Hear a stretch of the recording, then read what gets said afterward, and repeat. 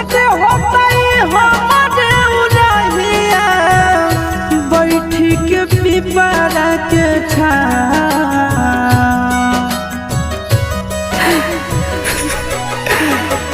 देखते होता हमारे उड़हिया